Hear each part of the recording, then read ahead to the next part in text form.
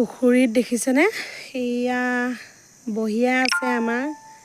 ডাউক ককাইদেউ এইয়া আমাৰ ডাউক ককাইদেউ মানে নোযোৱাই হ'ল আৰু এটা নহয় কেইবাটাও থাকে এইফালে গছৰ ওপৰত এয়া মোক দেখি এইজনী মাছৰ উকা চাওকচোন এইজনী দেখিছেনে মাছৰ উকা হয় নাই বাৰু এজনী মানে মাছ খোৱা চৰাই এইয়া এতিয়া গছৰ ডালত বহি দিলেগৈ মোক দেখি ইয়া তলতে নামি মাছ খাই আছিলে জাপুক জাপুক এইয়া মাছ মানে সেই জঁপিয়াই আছে মাছ পানী এতিয়া শুকালে যে পানী এতিয়া শুকোৱাৰ কাৰণে মাছবোৰ একদম মানে কিলকিলাই আছে এতিয়া মাছবোৰ আকৌ জঁপিয়াই আছিলে এতিয়া ভিডিঅ' কৰিব ল'লোঁ এতিয়া পানীত নাইকিয়া হৈ থাকিলে সেইফালে আৰু এটি চক ইহঁতে ঘৰ বনাই লৈছে একদম মানে ইয়াতে সেই এইখন মানে ইহঁতে ঘৰ বনাই লৈছে ইয়াতে একদম মানে নেযায় আকৌ এজনী সেয়া গছৰ ডালত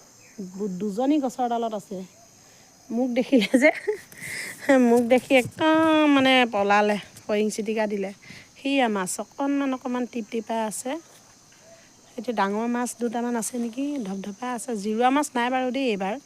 এইবাৰ মাছ জিৰুৱা নাই সেইফালেদি ধুন্দ আছে দুটামান পথাৰলৈ মানে সেইখন পথাৰ গাতে লাগি আছে পথাৰখন তো ধুন্দটোৱে নি মানে ডাঙৰ ধুন্দ 3টামান ওলালে তো সেইকাৰণে আমি মাছ জিৰালে কি হয় জিৰুৱা মাছবিলাক মানে সেই মানে পথাৰলৈ ওলাই গুচি যায় সেইকাৰণে আমি এইবছৰ মানে যোৱা বছৰো নাই জিৰোৱা এনেই লোকেল মাছ কিবাকিবি আছে আৰু গৰৈ কাৱৈ এনেকৈ মাগুৰ শিঙি শিঙৰা এনেকুৱা মাছ কিছুমান ওলাব কাৱৈ গৰৈ আৰু মোৱা মাছ যে বহুত ওলাব দেই মোৱা পুঠি একদম মানে বহুত ওলাব আমাৰ এই পুখুৰীটো বহুত লক্ষী পুখুৰী হয় ইয়াত মানে পুখুৰীত মানে মাছ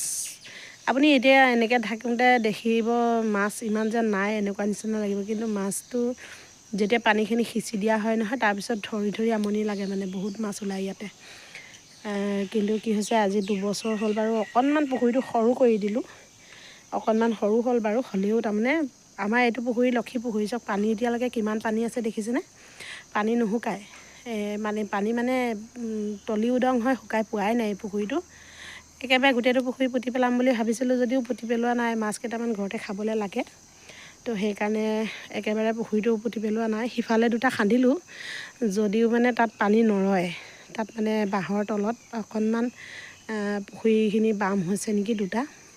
তো সেইকাৰণে এইটো পুতি নেপেলালোঁ দেই পুতি পেলাম বুলি ভাবিও মানে আধা থৈ দিলোঁ মাছ খাবৰ কাৰণে এতিয়া আমাৰ গৃহস্থলৈ মাছ থাকে